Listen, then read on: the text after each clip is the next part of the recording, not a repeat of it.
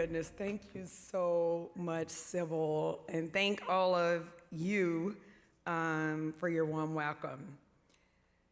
15 years ago, I found my purpose when I realized that designers of color represented less than 1% of designers sold in our major and favorite department stores, but that this same group of people spent over $22 billion a year on apparel.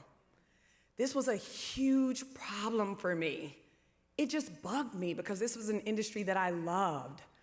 But I believe that when a problem intersects with your passion, that's when you find your purpose. What I didn't realize, though, was that this purpose didn't start with me. It was a continuation of the work of strong Black women. Women like Elizabeth Keckley, who purchased her and her son's freedom in 1855 from her design business. She also became the head designer for First Lady Mary Todd Lincoln.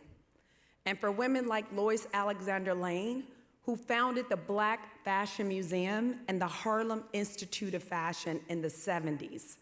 Because of her, our contribution to fashion has been preserved at the National Museum of African American Culture and History. And in 2007, when I started Harlem's Fashion Row, it was just an idea in my imagination. And to be really honest, I didn't feel qualified to do it. But there is something so powerful about imagination. You can't unsee what you imagine. Now, you can decide to ignore it, but it never leaves you. We are here today for the Innovators and Leaders Awards. And in order to innovate, you must have imagination. And before you know it, a whole movement happens, a whole industry changes, and culture is shifted.